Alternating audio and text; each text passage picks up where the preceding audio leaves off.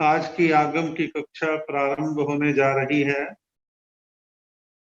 मैं सर्वप्रथम आमंत्रित कर रहा हूं शासन प्रभाविका उपप्रवर्तनी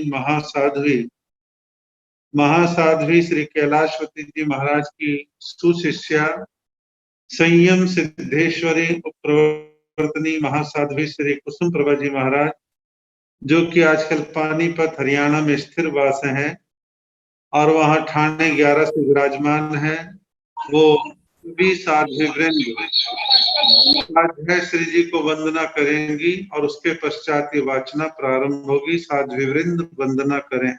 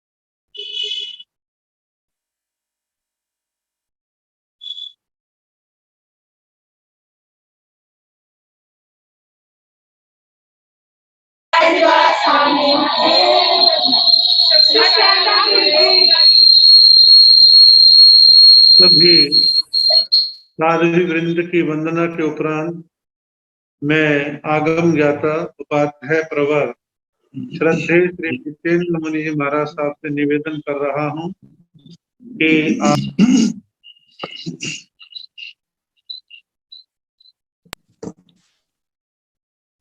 आप वाचना जी कृपा करें। नमो अरिहंताण नमो सिद्धाण नमो आयर्याण नमो ओवध्यायाण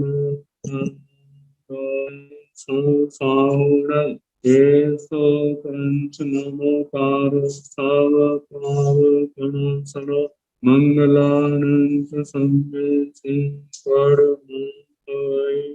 मंगलम।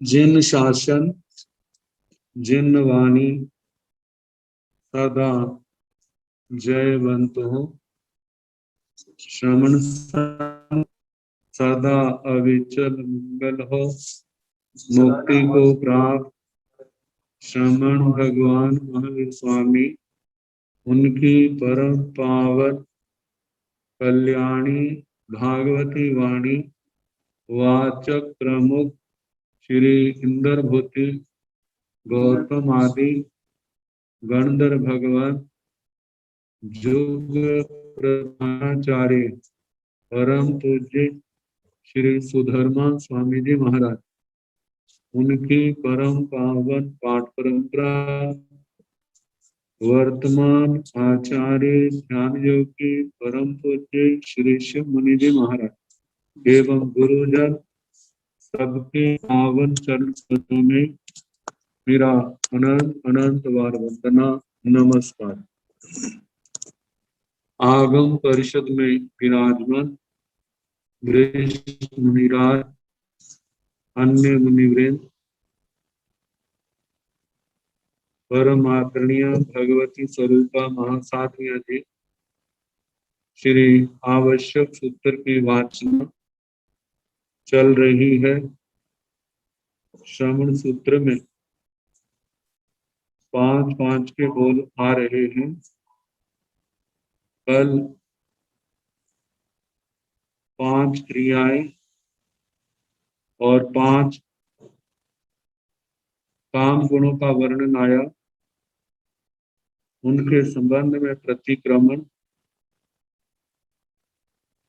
आज 5 महाव्रतों का बोल है।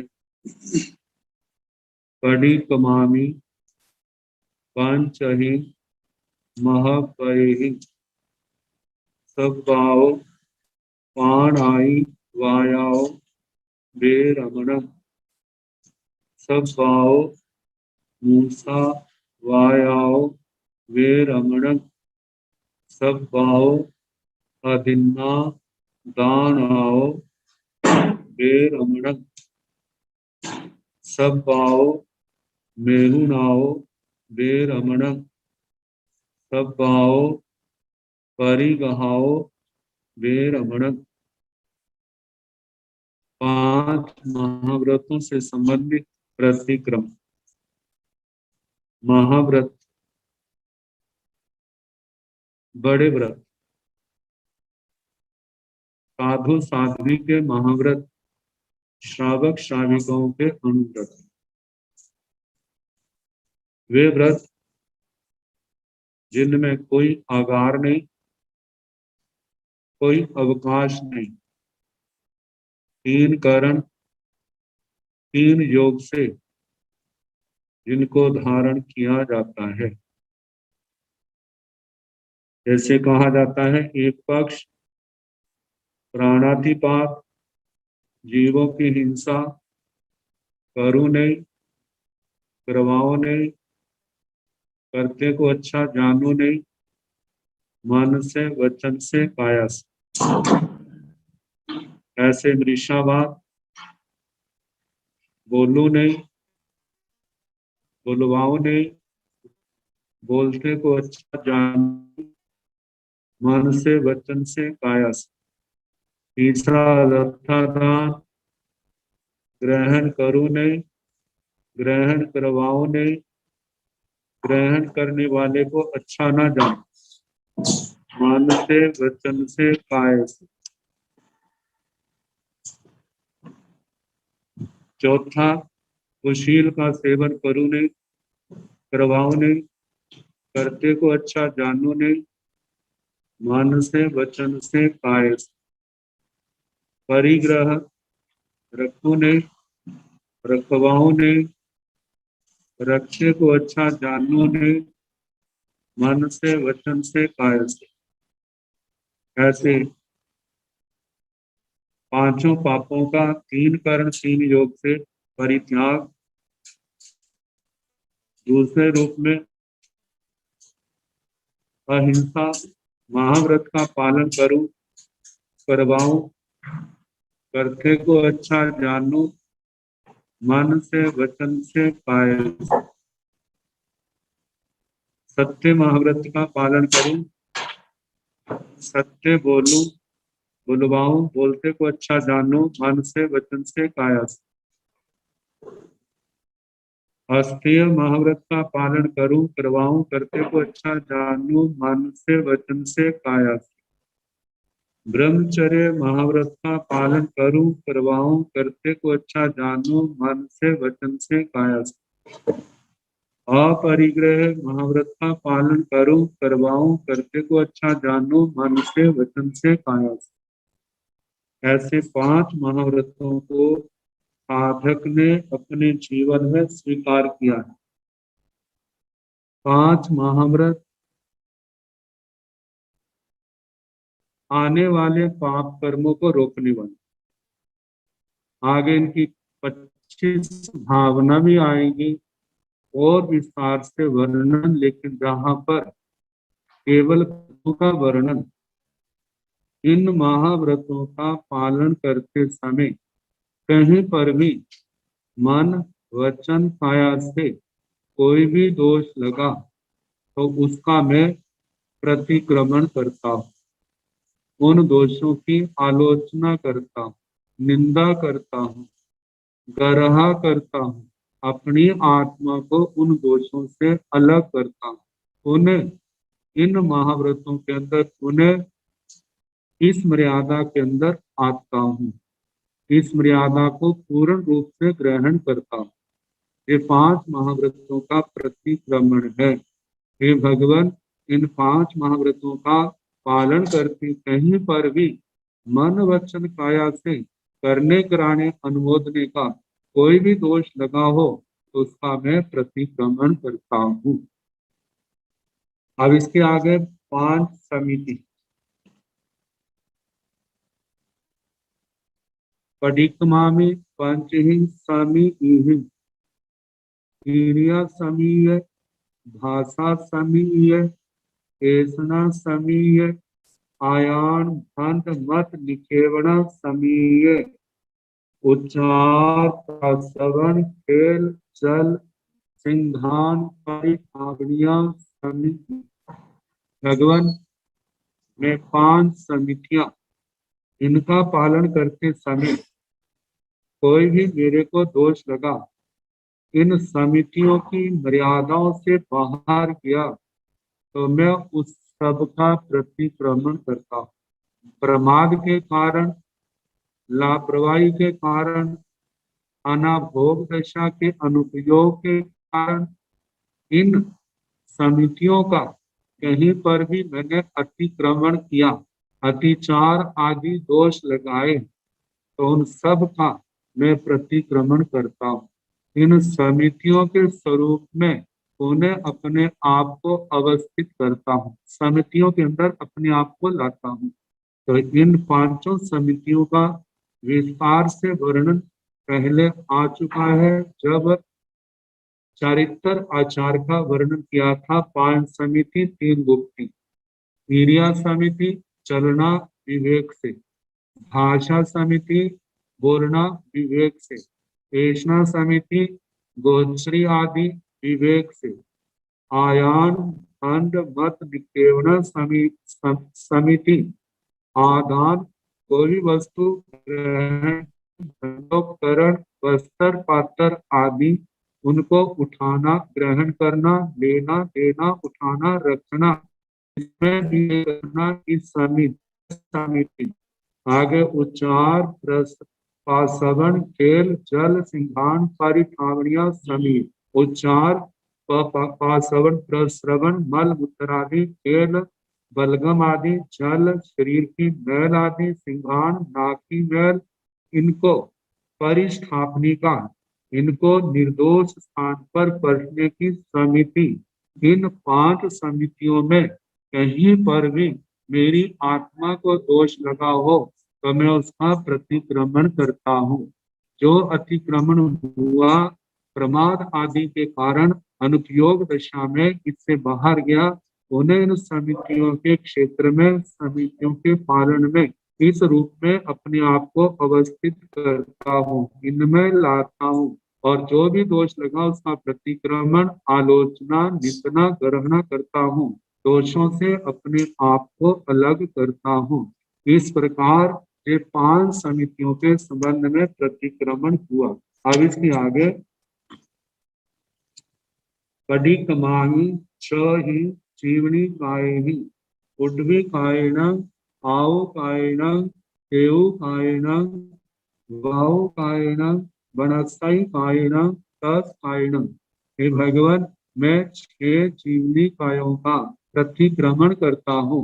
वे 6 जीवनी काय के जीव है पृथ्वी काय, आप काय, तेजस काय, वायु काय, वनस्पति काय, रस काय।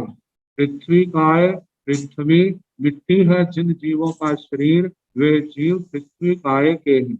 आप काय पानी है जिन जीवों का शरीर, ऐसे अप काय के जीव। देव काय तेजस काय अग्नि है जिन जीवों का शरीर। वायु काय हवा है जिन जीवों का शरीर। वनस्पति काय वनस्पति है जिन जीवों का शरीर। त्रस काय रस जो त्रास डर आदि जो सुख को पाने के लिए, दुख से बचने के लिए स्वेच्छा पूर्वक एक स्थान से दूसरे स्थान पर आ जा सकते हैं, ऐसे त्रस काय। इन 6 जीवनी काय, इन 6 प्रकार के जीवों की रक्षा करनी। अहिंसा महाव्रत में इस व्रत को लिया तो प्रमाद के कारण, किसी भी अनुपयोग दशा के कारण इन जीवों की कहीं पर भी मेरे से विराधना हुई हो, की हो जब अनुपयोग अवस्था में हुई हो, तो उस सब का मैं प्रतिक्रमण करता हूँ, अपनी आलोचना निंदना ग्रहणा करता हूँ, इन दोषों से अपने आप को अलग करता हूँ, उन्हें अपने व्रतों में अवस्थित होता हूँ।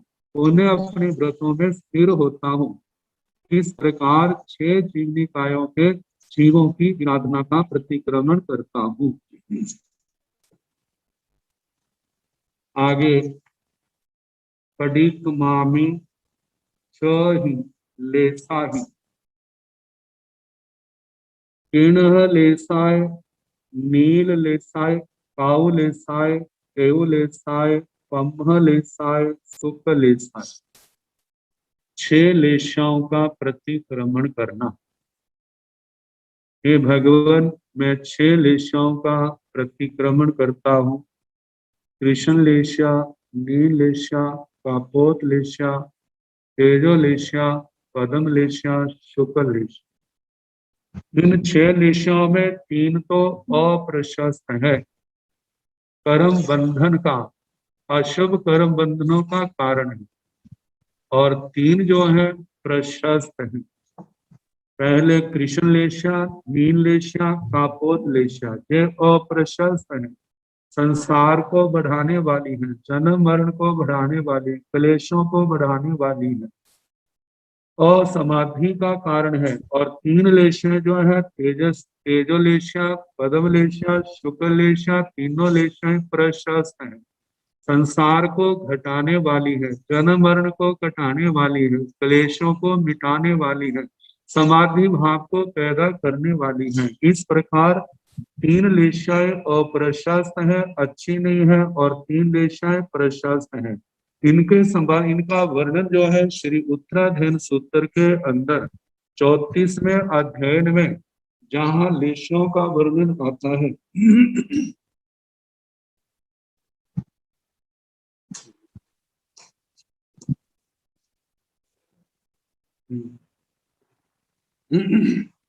छह लेशों का वर्णन कृष्ण लेशा, नीलेशा, कापोत लेशा, तेजो लेशा, पद्म लेशा। तो कृष्ण इन 6 लेशाओं के संबंध में एक एक लेशा के ऊपर 2-2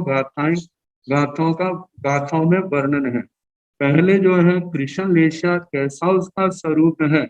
इन लेशाओं में जो अप्रशस्त लेशा है, किसी भी कारण से ऐसे मेरे अंदर भाव आए हो अशुभ लेशाओं के, तो उसका प्रतिक्रमण करना है। तो पहले कृष्ण लेशा के जो लक्षण बताए हैं, पंचा सव पवतो तीहि अगुतो छसु अविरव तिब्भा रंभ परिणव खुदो साहसियो नरो। 5 आश्रमों में प्रवृत्ति करना, जैसे कि प्राणातिपात, मृषावाद, अदत्तादान, मैथुन, परिग्रह, इन और प्रवृत्ति है।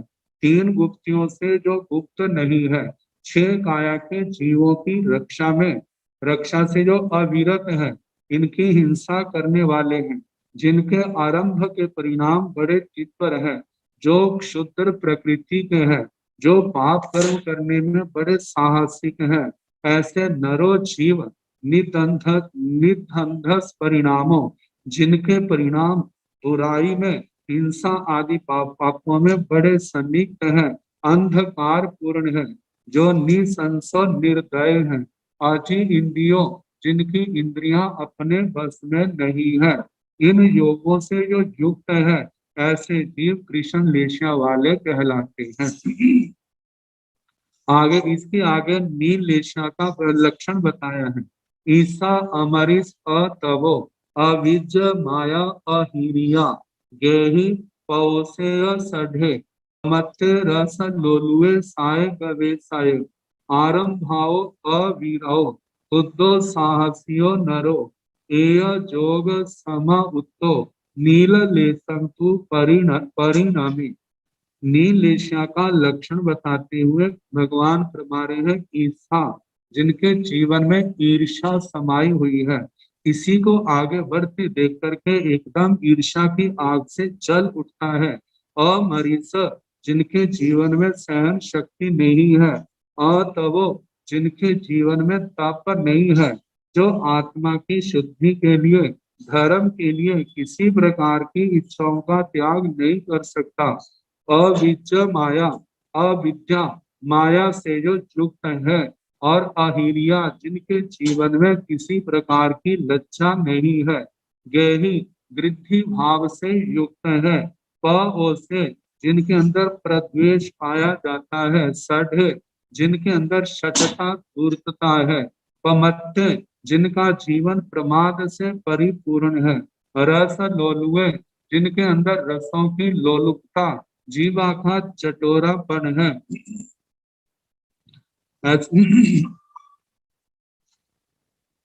साय गवेशाय हर समय जिनका ध्यान साता की गवेषणा, मेरे को सुख मिले भौतिक सुख में ही जिनका ध्यान रहता है। आरंभ अविरव जो आरंभ से अविरत है, आरंभ से पीछे नहीं हटते।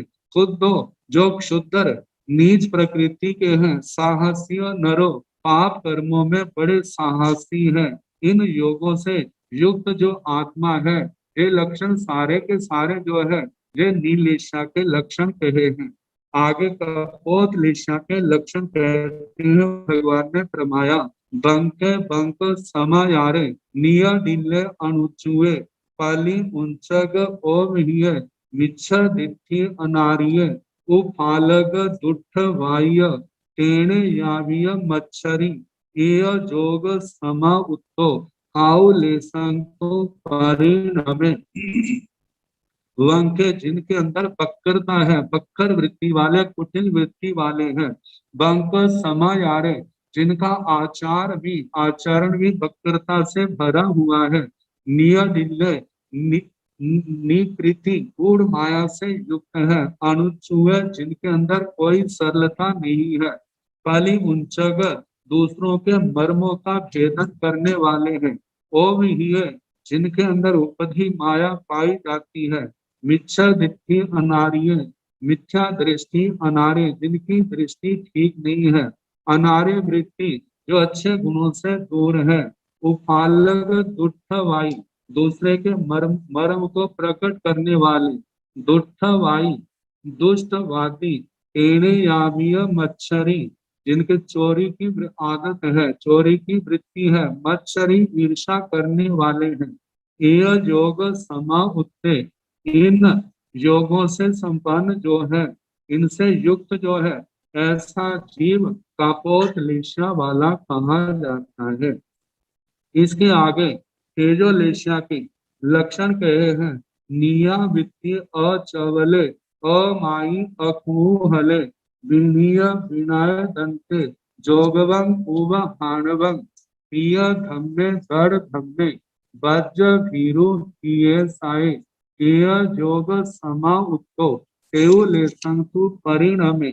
नियावृत्ति जिनके अंदर विनम्रता पाई जाती है, जिनकी वृत्ति जिनका आचरण नम्रता से परिपूर्ण है।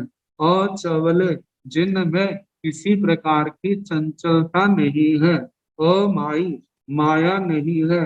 अकुहले किसी प्रकार का कुतूहलपना नहीं है।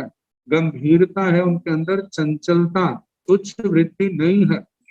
विनीय विनीय विन आए विनय से वो विनीत हैं, बड़े विनम्र हैं। मन इंद्रियों को वश में करने वाले हैं। जोगवम जिनके मन वचन काया जो है धर्म योगों वाले हैं।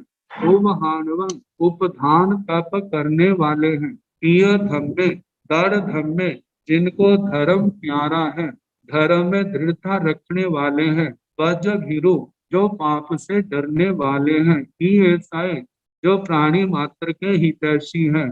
ऐसे योगों से जो युक्त है, ऐसा जीव तेजोलेशा वाला कहा जाता है। तेजोलेशा में परिणत है। आगे पदम लेशा पयाणु कोह माणेय माया लोभेय पयाणुए वसंत चित्ते दंतप्पा जोगवं उव हाणवं तहा पयाणु वाय उव संते दी इंद्रिय एय जोग समा उत्तो पम्ह लेसंतु परिणमे। जहाँ पदम लेशा के लक्षणों में बताया है, जिनके क्रोध मान बड़े पतले हो गए हैं। माया लोभेय पयाणुए जिनकी माया और लोभ ये भी पतले पड़ गए हैं। बसंत चित्ते जिनका चित्त जिनकी आत्मा प्रशांत है, बहुत शांत है, शांत चित्त वाले। दंतप्पा जो दमित आत्मा है, जिनकी आत्मा इंद्रिया मन इन्होंने बस में किया हुआ है, जोगवं धर्म योगों वाले हैं, उबहानवं उपधान तपस्या जो बहुत कम बोलते हैं, परिमित सीमित शब्दों में अपनी बात कहते हैं। उब संते जी इंद्रिय, जो उप शांत है, जी इंद्रिय इंद्रियां जिनके अपने बस में है, ऐसे योगों वाले जीव पदम लेशा वाले कहे जाते हैं। ऐसे लक्षणों वाले जीव पदम लेशा के अंदर परिणत हैं। आगे शुक्ल लेशा का वर्णन करते हुए भगवान ने कहा, आट रुद्राणी वज्जिता धम सुखाणी छायाए वसंत चित्ते दंतप्पा समीय गुत्तेय गुत्तिसो सरागे निय रागे व उब संके जी इंद्रिय एय जोग समा उतो शुक्ल लेशं को परिणमे, जिन्होंने आरत ध्यान रौद्र ध्यान को छोड़ दिया है, इनको छोड़ करके धर्म ध्यान शुक्ल ध्यान ध्यान ध्यान रहे हैं, जिनका चित्त शांत है, जिन्होंने अपनी आत्मा को अपने संयम में रखा है, आत्मा मन इंद्रियों का दमन करने वाले हैं, जो समितियों से समित है, समितियों से संपन्न है, गुप्तियों से गुप्त, गुप्तियों से संपन्न है, गुप्तेय गुप्तिसु, गुप्तियों से जिन्होंने अपने आप को 18 पापों से बचाया हुआ है, ऐसे जीव सराग अवस्था में सरागी है और बीतरागी दोनों प्रकार के होते हैं। बड़े शांत उप संख्य जीव इंद्रिय, उप शांत जी इंद्रिय जीतेंद्रिय, इन योगों से युक्त जो है वे शुक्ल लेशा के अंदर परिणत है। इस प्रकार एक शुक्ल लेशा का वर्णन हुआ। 6 लेशा तो जीवन में कहीं पर भी अधर्म लेशा में आत्मा की प्रवृत्ति हुई हो, धर्म लेशा में किसी प्रकार का, इन धर्म लेशों के अंदर रहते हुए किसी प्रकार का दोष लगा हो, तो उस सबका मैं प्रतिक्रमण करता हूँ, निंदा करता हूँ, ग्रह करता हूँ, अपनी आत्मा को अप्रशस्त भावों से पृथक करता हूँ। इस प्रकार अपने स्वरूप में, धर्म स्वरूप में अपने आप को अवस्थित करता हूँ। इस प्रकार 6 लेशों का एक प्रतिक्रमण हुआ। अब इसके आगे 7 भय था। सत ही भय ठाणे ही परिक्रमामी, सत ही भय ठाणे, 7 भय के साथ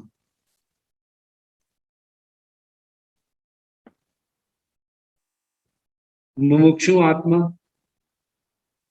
इसको ना डरना है, न किसी को डराना है।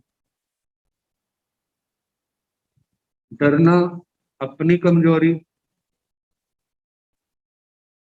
डराना दूसरे को दबाना, ये पाप कर्म के बंध का कारण।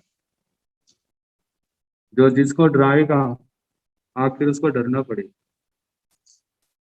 किसी को दबाएगा स्वयं को दबना पड़ेगा। ये आत्मा तो मोक्ष मार्ग पर गतिशील है, ये तो इन सब कर्मों के बंधन से मुक्त होने के लिए आगे बढ़ रहा है। तो जहां पर 7 भयों के स्थान पर कोई भी भय मेरे अंदर आया हो या मैंने किसी को भय दिया हो, तो सबका प्रतिक्रमण। आत्मा को भय लगता है, मौनी कर्म में, चारित्र मौनी में नोकशाय मोहनी का भेद है। कहते हैं जे भय, इस समय किसी के अंदर सहज ही ऐसी वृत्ति आ जाती है, डर लगना। डर के संबंध में कहा जाता है, डर सदा बुरा नहीं होता, डर सदा अच्छा हो ऐसा भी नहीं कह सकते। कहीं पर निडर होना अच्छा है और कहीं पर डरना भी अच्छा है। यदि ऐसी वृत्ति है तो ये मुमुक्षु आत्मा मोक्ष मार्ग पर बड़े अच्छे ढंग से चलेगा। यदि ये कहेगा मैं किसी से नहीं डरता, कौन मेरा क्या कर लेगा, ऐसी वृत्ति पतन का लक्षण बता रही। कहते भगवान का डर, गुरु का डर, संघ का डर, समाज का डर, बड़ों का डर, पंचायत का डर, धर्म का डर, यदि डर है तो वह कितने पापों से बच जाए। यदि उसको डर नहीं है तो ऐसा व्यक्ति कैसे बचेगा, आखिर पापों की दलदल में फंसेगा। धर्म के क्षेत्र में तपस्या करनी है, कोई भी कार्य शुरू करना है, वहां डरेगा तो आगे कैसे बढ़ेगा। मन को स्थिर करेगा, निर्भयता के परिणाम लाएगा, आखिर चलूंगा तो मंजिल पर पहुंचूंगा। यदि डर के मारे चला ही नहीं तो मंजिल पर कैसे पहुंचू। कितनी बार कितने लोग ये भी कहते हैं ऐसा हो जाएगा, ऐसा हो जाएगा। कहते हैं चलेंगे तो ठोकर लगेगी, यदि चलेंगे ही नहीं तो ठोकर कहाँ से लगेगी। मानो ठोकर लगती है तो ठोकर भी तो इस व्यक्ति को सिखाती है। तो इस प्रकार धर्म के क्षेत्र में, धर्म आराधना में भय को एक और छोड़ करके आगे बढ़ने वाला एक दिन अपनी लक्ष्य को, अपनी मंजिल को पाने में सफल हो जाता। तो जहां पर 7 प्रकार के भय हैं, तो भय जो है ये आत्मा के अंदर स्थिरता नहीं आने देते।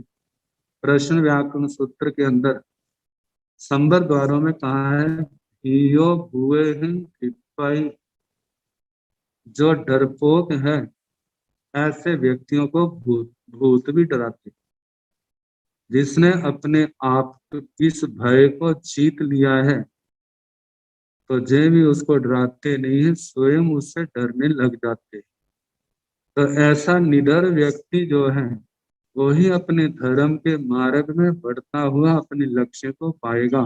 तो कहा है जो 7 प्रकार के भय हैं, इह लोक भय, परलोक भय, आदान भय, अकस्मात भय, आजीविका भय, मरण भय, आशलोक भय।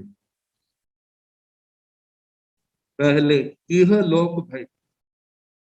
इह लोक अपनी ही जाति के प्राणियों से डरना इह लोक भय है। जैसे मनुष्य को मनुष्य का भय, त्रियंच को त्रियंचों का से भय, नारकी को नारकी से भय, देवता को देवता से भय। ये क्या है? इह लोक भय।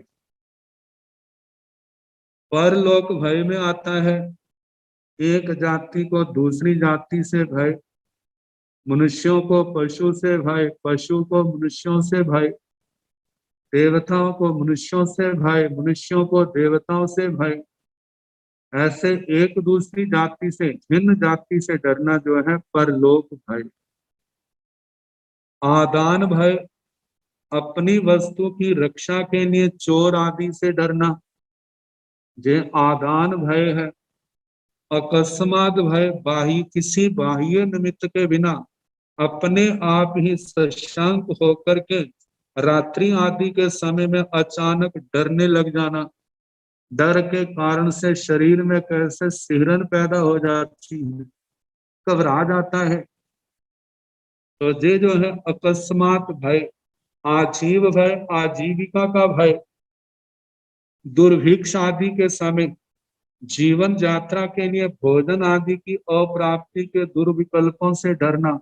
अरे ऐसा हो गया तो हमारा जीवन कैसे चलेगा। आजीविका का, हमारी आजीविका चल रही है, बिजनेस चल रहा है, वह रुक गया तो क्या होगा। सर्विस कर रहे, नौकरी कर रहे हैं, यदि वहां से हटा दिया तो फिर हम क्या करेंगे, ऐसे डरते रहना। आजीविका भय। मरण भय, मृत्यु से भय, मृत्यु से डरना। अरे मौत ना आ जाए, मौत आ जाएगी क्या होगा, कहाँ जाऊंगा, मरने के बाद क्या गति होगी, कैसे होगी, इससे डरते रहना। आश्लोक भय अपयश की आशंका से डरना, कहीं मेरा अपयश ना हो। तो ये 7 प्रकार के भय हैं, स्थानक सूत्र के 7वें संवाय में बताए हैं। कहते हैं ये जो भय है, ये भय मौनी कर्म के कारण से आत्मा को परेशान करते। आत्मा को क्या करना है, किसी को डराना नहीं और स्वयं भी डरना नहीं। आत्मा जो है विचार करे, ये भय की स्थिति क्यों आई, कहीं ना कहीं मेरी गलती होगी, तो इससे मुक्त होना है तो मैं अपने आप को दोषों से मुक्त करूं। कहीं पर भूल हुई है उसका सुधार करूं, किसी का नुकसान किया है तो उसको पूर्ण करने का प्रयास करूं। जब व्यक्ति ऐसे करेगा, 18 पापों से छुटकारा पाएगा, तो एक दिन ऐसी दशा आएगी, इन सब प्रकार के भयों से आत्मा मुक्त हो जाए। श्री आचार्य सूत्र में संयम के लिए शब्द आया अपूर्व भयम। संयम धारण करने के बाद पालन करने के साथ साथ आत्मा का जितना भय है वो सारे का सारा समाप्त हो जाता है। कहते हैं वो किसी को भय देता भी नहीं है और किसी से डरता भी नहीं है, लेकिन आत्मा अभी पूर्णता को प्राप्त नहीं हुई, फिर भी डर लग जाता है। तो कहा जाता है इन 7 प्रकार का भय है। कहीं पर भी इस भय के कारण से मेरी आत्मा ने संयम का, धर्म की जो मर्यादा है, इससे थोड़ा सा भी इधर उधर हुआ हूं तो मैं उस सब का प्रतिक्रमण करता हूँ। यदि मैंने किसी को डराया हो तो उससे क्षमा याचना करता हूँ, आलोचना निंदना ग्रहणा करता हूँ। और मेरी आत्मा ऐसे डरी हो और डर के कारण से धर्म के मार्ग से, संयम के मार्ग से, मर्यादा से इधर उधर हुई हो, तो पुनः उसकी आलोचना निंदना करते हुए प्रतिक्रमण करता हूँ और अपने आत्म स्वरूप में लीन होता हूँ। तो इस प्रकार 7 भयों का प्रतिक्रमण। आगे है 8 ही मैं ठाणे ही, 8 प्रकार का मद। 8 प्रकार के मद स्थान। मेरी आत्मा में किसी प्रकार का कोई भी मद आया हो तो मैं उसका भी प्रतिक्रमण करता हूँ। मद के कारण शास्त्र में 8 कहे हैं। जाति मद, कुल मद, बल मद, रूप मद, तप मद, श्रुत मद, लाभ मद, ऐश्वर्य मद। ये 8 प्रकार के मद हैं। जाति मद, ऊंची और श्रेष्ठ जाति यदि मिली है तो उसको पा करके अभिमान करना, मैं कितनी ऊंची जाति वाला हूँ।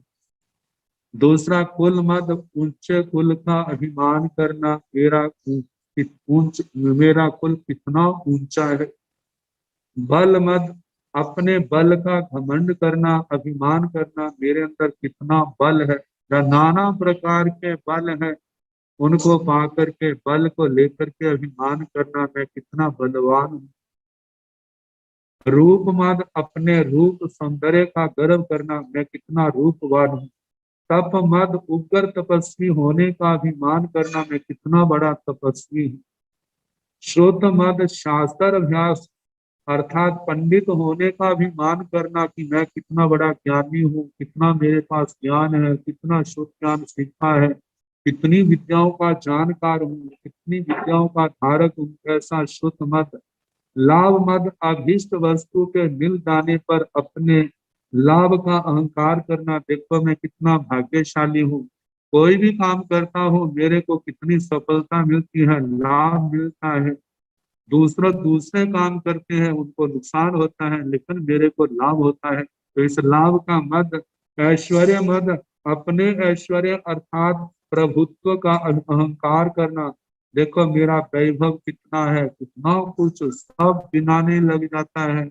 लौकिक क्षेत्र में है तो लौकिक पदार्थों का लाभ, उन उस ऐश्वर्य को लेकर मद यदि आध्यात्मिक क्षेत्र में आ गया है तो लब्धियों का मद, मेरे पास ऐसी लब्धियां है, मेरे पास ऐसा है ऐसा है।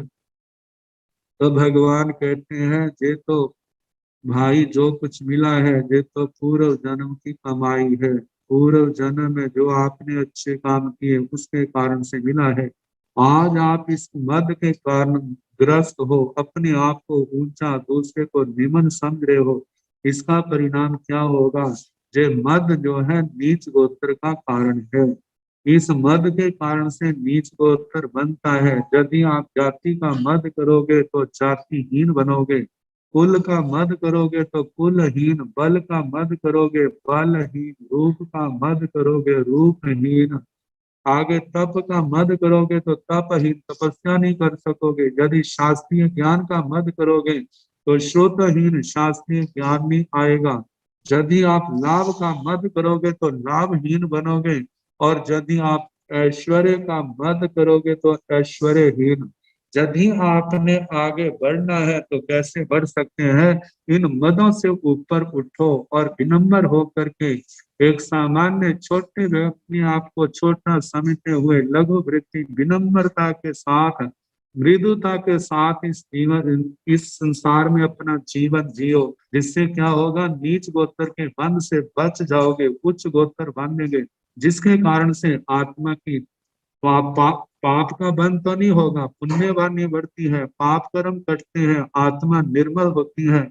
आगे जो है उसके सफलता के द्वार खुल जाते हैं, किसी प्रकार की रुकावट नहीं आती। तो जहां पर कहा है कि हे परमात्मा, मेरी आत्मा ने अज्ञानता के कारण, प्रमाद के कारण से किसी प्रकार का भी कोई मद किया है, तो मैं उस सब का प्रतिक्रमण करता हूँ। शास्त्र के वो शब्द के उच्चा गोएबा निया गोएबा, जे उच्च गोत्र नीच गोत्र जे सदा रहने वाले नहीं है। उच्च गोत्र मिला है तो मद ना करो, क्योंकि नीच गोत्र की भावना भार, आप इसका मद कर रहे हो तो नीच गोत्र में आने की तैयारी कर रहे हो। यदि नीच गोत्र के अंदर है, उसके कारण से गलानी हो रही है, तो भगवान के शब्दों को याद करो, जे भी सदा रहने वाला नहीं है। आप धर्म के मार्ग पर चलो, जैसा भगवान ने बताया उसके अनुसार अपना जीवन बनाए, तो इन सब गोत्रों से आत्मा ऊपर उठ जाएगा, आठों कर्मों से मुक्त हो जाएगा। तो इन 8 मदों के कारण से मेरी आत्मा विकृत हुई, दूसरों को निकृष्ट नजरों से देखा, अपने आप को ऊंचा समझा। इनके कारण से तो जो मेरे को दोष लगा, मैं उसका प्रतिक्रमण करता हूँ, निंदा करता हूँ, गर्हा करता हूँ, अपनी आत्मा को अलग करता हूँ। तो इस प्रकार 8 मद स्थानों का जो प्रतिक्रमण हुआ। इसके आगे नव ही ब्रह्मचर्य गुप्ति, 9 प्रकार की ब्रह्मचर्य गुप्तियां, इनका प्रतिक्रमण करता हूँ। 9 ब्रह्मचर्य की बाड़े, जो 36 गुणों का, जहां पर गुरुओं के 36 गुणों का वर्णन आया था, तो वहां पर कहा था नवहीन ब्रह्मचर्य गुप्ति धरो, 9 प्रकार की ब्रह्मचर्य की बाड़ों को धारण करने वाले। तो इस प्रकार 9 ब्रह्मचर्य की बाड़े। पहला है विविक्त वस्ति सेवन, कहा विविक्त शयनासन। यदि साधक मुमुक्षु आत्मा भाई है तो उनके लिए है जहाँ स्त्री का, पशु का, नपुंसकों का वास हो, ऐसे स्थानों पर ना ठहरे। और यदि साधक बहने हैं तो उनके लिए जो है जहाँ पुरुषों का वास हो, पशुओं का वास हो, नपुंसकों का वास हो, ऐसे स्थान पर नहीं रहना।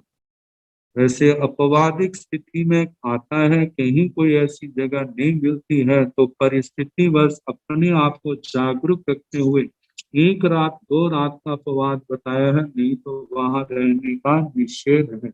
जहां पर दृष्टांत दिया है कि एक दूसरे के लिए ऐसे स्थानों पर रहना कैसा है, जैसे चूहे और बिल्ली का एक स्थान पर निवास होना। जैसे जहां पर बिल्ली का वास है वहां पर चूहे का वास जो है वो खतरे से खाली नहीं है, कब प्रमाद में आ जाए और बिल्ली का ग्रास बन जाए। तो इस प्रकार ऐसे ही ब्रह्मचर्य का पालन करने वाले साधुओं को इन बातों का ध्यान रखना चाहिए।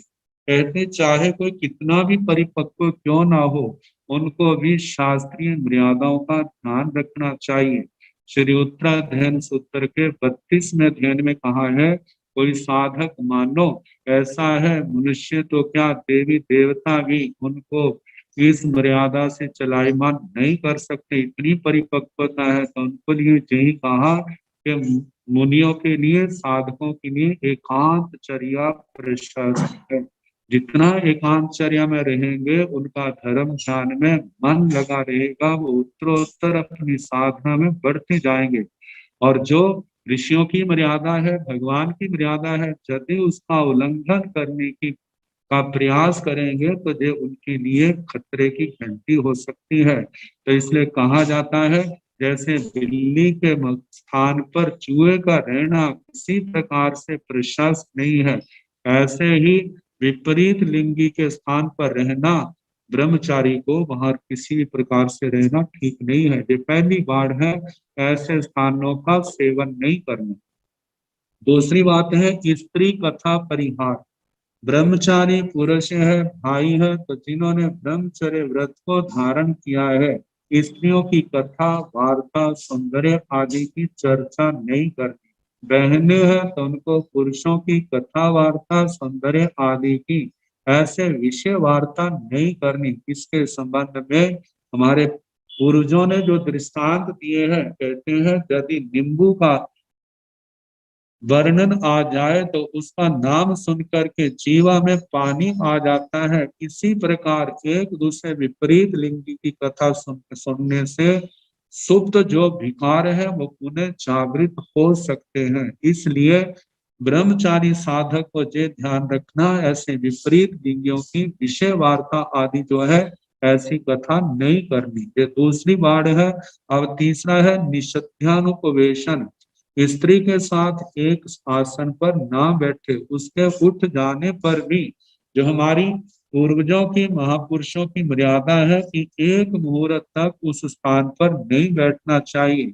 इसके संबंध में दृष्टांत दिया है, जहां आग है, आग और ईंधन का आपस में मेल नहीं है। कहते जहां पर घी हो और अग्नि हो या तेल आदि हो, वहां अग्नि हो तो वहां पर अग्नि जो है, अग्नि जो है, तेल आदि जो है उस अग्नि को जरूर पकड़ेंगे और उसका विनाश होगा।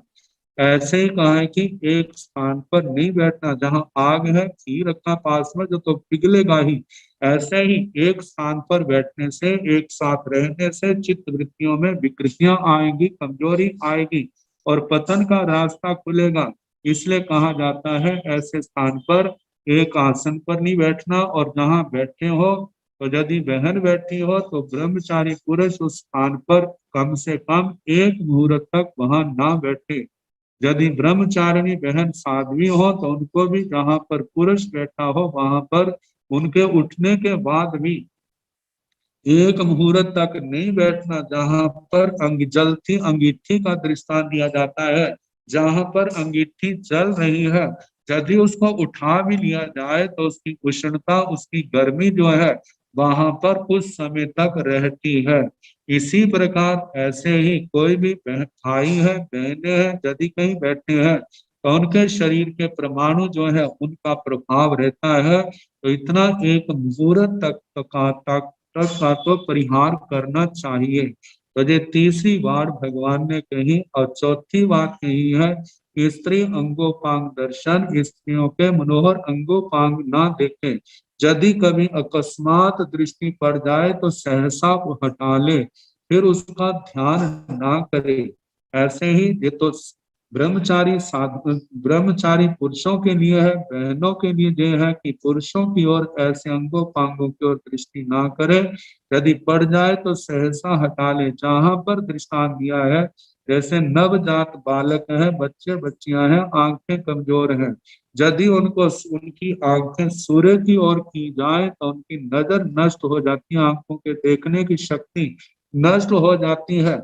कहते जैसे सूर्य का दर्शन उस बच्चे के लिए अच्छा नहीं है, यह दोपहर के समय का है, इसी प्रकार ब्रह्मचारी आत्मा को एक विपरीत लिंगी के अंगों पांगों को टकटकी लगा के देखना जो है, जो उसके लिए हितकारी नहीं है। तो इसलिए कहा कि ऐसे अपनी दृष्टि का संयम रखे। ये चौथी बार है।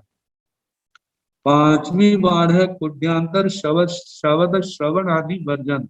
दीवार आदि की ओट में और से स्त्री आदि के शब्द गीत रूप आदि ना सुने ना देखे, ऐसे एक दूसरे के लिए ये क्या है, अहित कर है। जहां पर दृष्टांत दिया है जब बादलों की मेघ गर्जना और मोर का दृष्टांत है। जैसे बादलों की गर्जना होती है तो मोर के ऊपर अवश्य प्रभाव पड़ता है, वो किंकार अब करने लग जाता है, नाचने लग जाता है। इसी प्रकार ऐसा प्रसंग होने पर ब्रह्मचारी आत्मा की सुप्त जो वासनाएं उसने अपने त्याग से, विराग से, तप से, संयम से, स्वाध्याय से शांत की है, ऐसा निमित्त पा करके वो पुनः जागृत हो सकती है। इसलिए भगवान ने कहा कि इन बातों का ध्यान रखें, ऐसे स्थान पर नहीं रुकना। आगे छठी बात कही है कि पूर्व भोगा और स्मरण, भोक्त भोगों का स्मरण न करे। जो साधु जीवन से पहले जिसने के भोगों को भोगा उनको याद ना करे।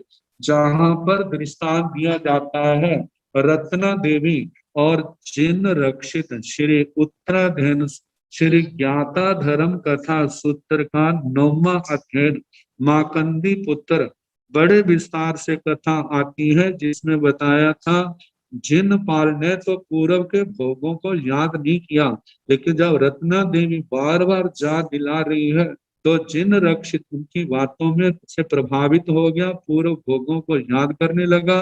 कैसे उसका विनाश हुआ ये सबको पता है, तो इसलिए कहा भोगे हुए भोगों को याद नहीं करना। याद करने से क्या है, पूर्व की स्मृतियां जाग जाएंगी और उसके कारण से असमाधि भाव पैदा होगा, और वो असमाधि भाव यदि नहीं अपने आप को संभालते हैं तो एक दिन पतन का कारण बन जाएगा। इसलिए भगवान ने ये छठी वार कही कि भोगे हुए भोगों को याद नहीं करना। आगे 7वीं बाण है, 7वीं ब्रह्मचर्य की गुप्तियां, परिणीत भोजन का त्याग। जो गृहस्थ भोजन है कहते हैं विकार उत्पन्न करने वाला, ऐसा गृहस्थ भोजन ना करे। रोज ऐसा भोजन करने वाला जो है, जहां पर दृष्टांत दिया है कि कैसे इंद्रियों के अंदर मद पैदा करता है, विकारों को जागृत करता है। जहां पर दृष्टांत दिया है जैसे जिसको सन्निपात का रोग है, सन्निपात के रोग में यदि मिश्री मिला दूध दिया जाए तो उसके लिए जहर का काम करता है। ऐसे ही ब्रह्मचारी को प्रतिदिन ऐसा गृहस्थ भोजन करना जो है वो मद का कारण, विकारों को पैदा करने का कारण होने कारण से अच्छा नहीं है। इसलिए कहा जाता है कि गृहस्थ भोजन नहीं करना। आगे 8वीं बाण है ब्रह्मचर्य गुप्ती, अति मात्र भोजन करना। रूखा सूखा भोजन भी अधिक मात्रा में नहीं करना, उतना सीमित, जितने से पेट भरे उतना ही करे। तो कहा जाता है कि ज्यादा रूखा भोजन ज्यादा करने से क्या नुकसान होगा। जहां पर दृष्टांत दिया है, जिस हंडिया के अंदर, बर्तन के अंदर, मिट्टी का बर्तन है, सेर अनाज, सेर चावल पकते हैं, लेकिन उसके अंदर 1.25 सेर 1.5 सेर डाल दें तो क्या होगा, जब वो उबलेंगे फैलेंगे या तो बर्तन से बाहर गिरेंगे, यदि बर्तन ऊपर से सील है तो क्या होगा, बर्तन फूटेगा। इसी प्रकार रूखा भोजन भी मर्यादा से ज्यादा किया हुआ ब्रह्मचर्य का नाशक है। इसलिए भगवान ने कहा रूखा भोजन भी मर्यादा से ज्यादा नहीं करना। और 9वीं बात है विभूषा परिवर्जन, विभूषा का त्याग। अपने शरीर को सजाना नहीं, क्योंकि सजा हुआ शरीर जो है विपरीत लिंगी को अपनी ओर आकृष्ट करता है। तो इसलिए कहा है, जहां पर दृष्टांत दिया है, जैसे मखमल का बटुआ बैग कह देते हैं, आजकल के युग में कहते हैं कि बहुत सजा हुआ है, चमक धमक वाला है, यदि कहीं कहीं पड़ा है, गिरा है तो उसको देख करके तकरीबन यही मन में आता है, अरे जे बैग इतना बढ़िया है, बटुआ इतना बढ़िया है, तो इसके अंदर क्या कुछ होगा। जैसे आने जाने वाले उसके रूप रंग से प्रभावित होते हैं, ऐसे ही जो व्यक्ति, जो ब्रह्मचारी साधक अपने सज धज के रहता है, अपने आप को सजाता है, तो क्या होगा, जो विपरीत लिंगी है उनके प्रति आकृष्ट होंगे और वो उनका आकर्षण और समाधि का कारण बन सकता है। अपनी समाधि का भी दूसरों की समाधि का कारण भी हो सकता है। तो इसलिए कहा जाता है कि बिल्कुल सादे भेष में रहे, अपनी चमक दमक के साथ ना रहे। इस प्रकार जो 9 ब्रह्मचर्य की गुप्तियां बाड़े कही है, इनका पालन करना। तो जहां जे प्रतिक्रमण किया जा रहा है कि हे भगवान, मेरी आत्मा ने इन ब्रह्मचर्य की बाड़ों की पालन में कहीं पर भी स्खलना की हो, कहीं पर कोई भूल की हो, तो मैं उस सब का प्रतिक्रमण करता हूँ, निंदा करता हूँ, गर्हा करता हूँ, उन भूलों से अपने आप को अलग करता हूँ और क्षमा जाचना करता हूँ। इस प्रकार नवहिं ब्रह्मचर्य गुत्तिहिं जे आया। अब इसके आगे 10 वीह समण धम्मे, 10 प्रकार का श्रमण धर्म कहा है। इसके संबंध में 10 प्रकार के श्रमण धर्म का पालन करते हुए कहीं पर भी मेरे से भूल हुई हो तो मैं उसका प्रतिक्रमण करता हूँ, मैं अपनी आलोचना, निंदा, गर्हना करता हूँ, उन भूलों से अपने आप को अलग करता हूँ और 10 प्रकार के ब्रह्मचर्य की 10 प्रकार के श्रमण धर्म में अपने आप को स्थापित करता हूँ। ये 10 प्रकार का जो श्रमण धर्म है, इनके संबंध में कहा जाता है 10 वीह समण धम्मे पणथे तन जहा खंति मुक्ति अजवे मध्वे लागवे सच्चे संजमे तवे चियाय बंगचेर वासे। खंति शांति मतलब सहने की क्षमता अपने अंदर पैदा करना, क्रोध ना करना, गुस्से में नहीं आना। दूसरी बात है मध्य मार्द मृदु भाव रखना, जाति कुल आदि का कोई भी अहंकार नहीं करना, विनम्र बन के रहना, आर्जव रिजु भाव सरलता रखना, माया के भाव अपनी आत्मा के अंदर नहीं आने देना। आगे मुक्ति मुक्ति निर्लोभता रखना, लोभ ना रखना, जितने संसार के भौतिक पदार्थ हैं उनकी चाहनाओं से अपने आप को अलग रखना, उनसे ऊपर उठना। और जहां तक है जितना संसार के भौतिक साधनों में लोभ ग्रस्त होगा, लोभ से ग्रस्त लालसा होगी, उतने उसके ज्ञान दर्शन चारित्र तप जो है ये मंद पड़ेंगे, फीके पड़ेंगे, उनका प्रभाव कम होगा और धर्म आराधना में उतनी बाधाएं आएंगी। तो इसलिए कहा जाता है कि भौतिक साधनों से ऊपर उठे, यदि बढ़ाना है तो अपना ज्ञान बढ़ाए, तो अपनी श्रद्धा निर्मल करे, अपना चारित्र बढ़ाए, अपना तप बढ़ाए, अपने सेवा भाव को बढ़ाए, जिससे कर्मों की महानिद्रा महापर्यवसान हो। आगे कहा है तप, तप अनशन आदि 12 प्रकार का तपस्चरण करना, संयम हिंसा आदि आश्रमों का निरोध करना, सत्य सत्य भाषण करना, झूठ नहीं बोलना, जो भाषण समिति का है, सत्य भी यदि कड़वा तिखा रुखा है तो कर्कश है, ऐसे वचन नहीं बोलना, अपने अंदर ऐसी योग्यता क्षमता पैदा करे जिसके कारण से कि सत्य जो है किसी को चुभे नहीं, किसी के क्लेश का कारण ना बने और व्यक्ति के अंदर कमी है तो वह उसको सुधारने का प्रयास करे।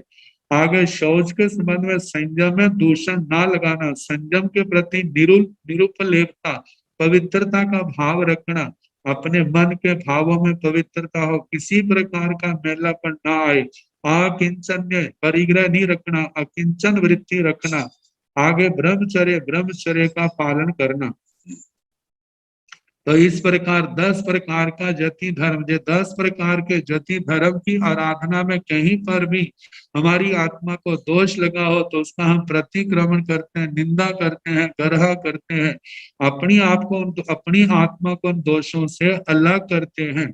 इस प्रकार 10 प्रकार के जति धर्म में अपने आप को स्थापित करते हैं। ये 10 प्रकार का जति धर्म। अब इसके आगे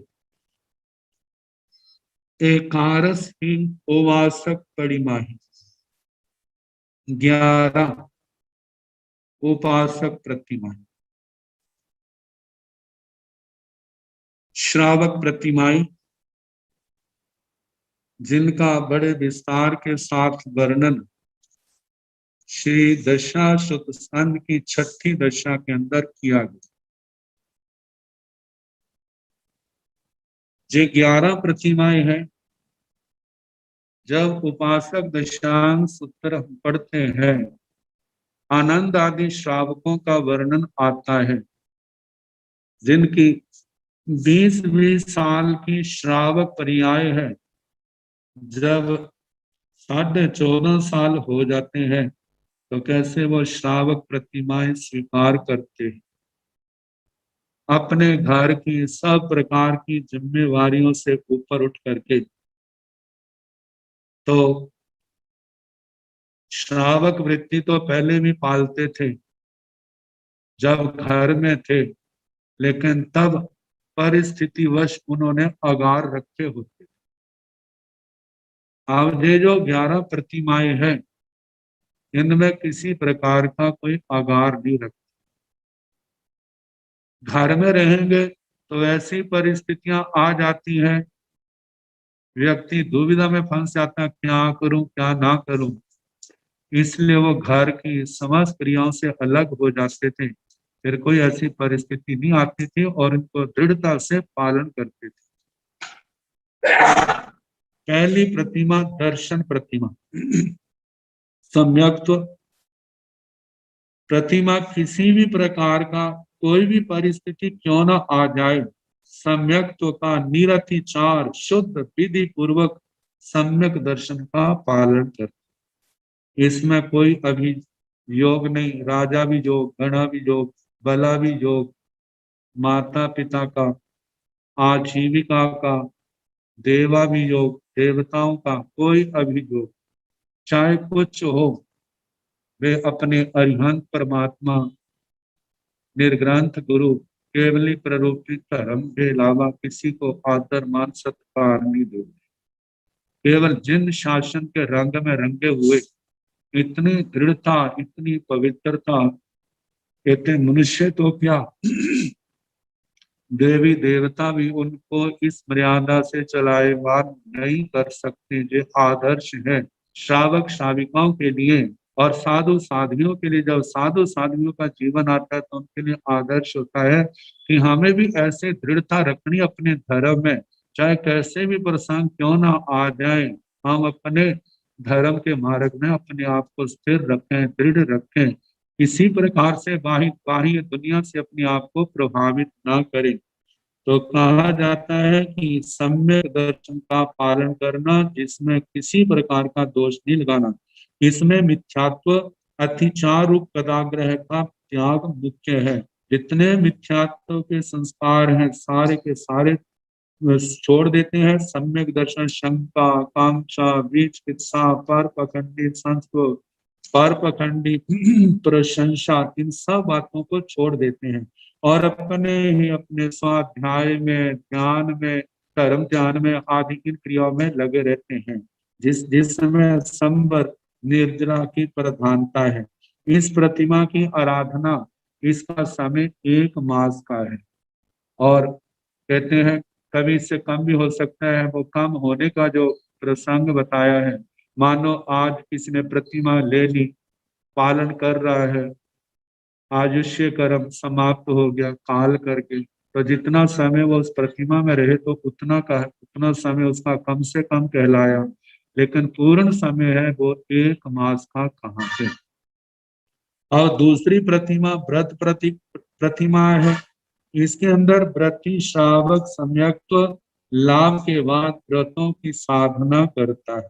सम्यक्त्व की तो आराधना कर ली, वो तो वैसे के वैसे पालन कर रही है, लेकिन अब सम्यक्त्व के साथ 5 अनुव्रत आदि व्रतों की प्रतिज्ञाओं को अच्छी तरह निभाते हैं, जहां पर वे किसी प्रकार का कोई आघात नहीं रखते, पूर्ण रूप से पालन करते हैं। समय का यथा समय सम्यक पालन नहीं कर पाते, जो श्रावक की प्रतिमा का समय 2 मास का।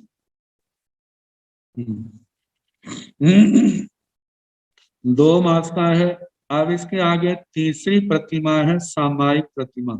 इस प्रतिमा में प्रातः और सायंकाल सामायिक व्रत की साधना निरतिचार, अतिचारों को, दोषों को टालते हुए पालन करते हैं।